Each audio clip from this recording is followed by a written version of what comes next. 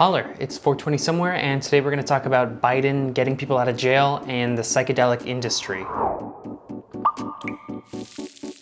All right, so Biden was in Saudi Arabia for a bit there, then he came back and he was getting off a helicopter. I don't know where he was going on this helicopter, but he was on one.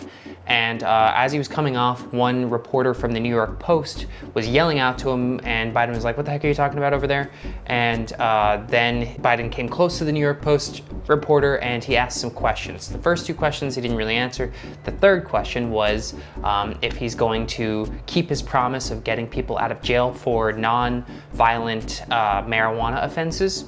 And that's a great question because we haven't heard him actually talk about this since basically running for office. So this is a big, big question, and the fact that he asked Biden to his face was wonderful to see. And this is what he said. Will you be honoring your campaign pledge to release all of the marijuana inmates in prison?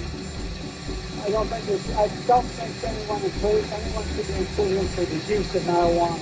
We're working on the process. Thank you. So he started by saying what typical politicians say, which is, like something I think that's wrong that this is happening, but not really giving any details on it. But then he goes straight into a detail, which is they're working on a crime bill. And as for what this crime bill is, I'm not really sure. I'm not sure anyone is sure what this crime bill is, but if there's any sort of crime bill out there that is sweeping in nature, that is tackling so many things dealing with police, maybe training, maybe more funding or less funding, depending on what you want there, and also tackling the amount of people that are in jails that shouldn't be in jails because of marijuana, then man, that is a great bill and I'm super, super excited for it. And hopefully that does come out soon, because honestly, if this bill comes out and people are in favor and it passed the Senate, it's gonna do a lot to kind of fix Biden's reputation in America right now, because his reputation is bleak. He has a horrible approval rating. Nobody wants him to run again. He probably won't run again, but if this crime bill comes out, it'll help a lot. And if this comes out before the midterm elections, it might even help the Democrats. So hopefully he's not just kind of saying something to a reporter and then not gonna back it up. Hopefully this is a real crime bill and we get to see it soon. Secondly, there's a lot of speculation on this psychedelic industry that has yet to start up, because the first state, Oregon, that has legalized psilocybin therapy has yet to kind of put out their regulations. So it's a far way off. It's probably about 3 years off before we start to see this in multiple states across the country.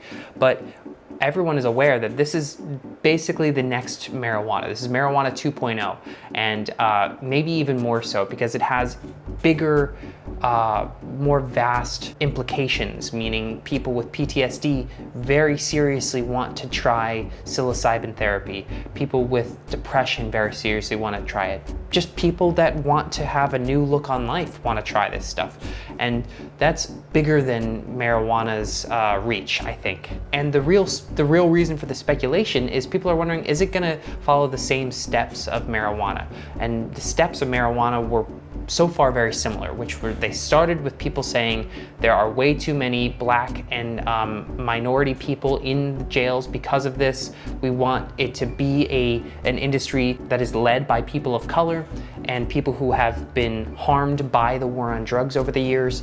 Now we're starting to see just big money get in there, basically treated as the next NFT craze, and just like shove money into places where now in a lot of places like California, it's very, very hard to get a business started if you're a person of color or a person who doesn't have a crap load of money. So people are like, is this just gonna be the same thing with psychedelics? Well, the good thing for the psychedelic industry is that they have the marijuana industry to look at and learn a little bit from. So there are people in the psychedelic industry who are like, these are plants. We are using plants, and it feels wrong and silly for us to own anything here. So there's one company that is doing something called steward ownership, and that is It's a little bit fuzzy as to what that means, but it says most of the company's control stays in the hands of people who are actively engaged in or very closely connected to its mission. They're not going public or anything, but it's similar to that, in which it has a board, and the board is people who are just very active in the community.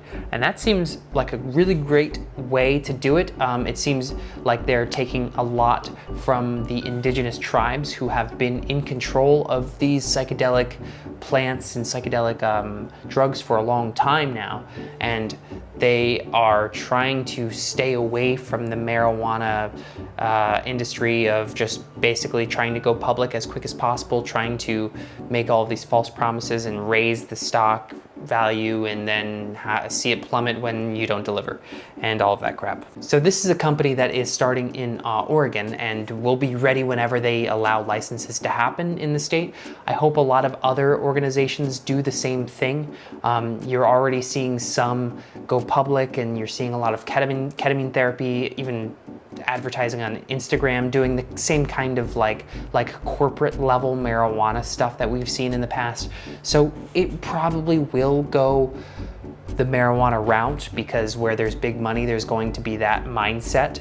But hopefully there are enough small, very impassioned people in the psychedelic industry that will kind of take it a different way, take it a more wholesome way, and realize like, this is crazy, these are all just plants, and these are all just things that we can grow in our backyard, and to try and make a crap load of money off of it is a little absurd. So it'll be fascinating to see when that happens. And I forget exactly when they say the Oregon therapy program will start up. I believe next year. I believe early next year, actually. So we should be seeing that pretty soon. That'll be really, really cool. And that's all we've got today. We'll be back next week with a bunch more stories, and I'll see you then.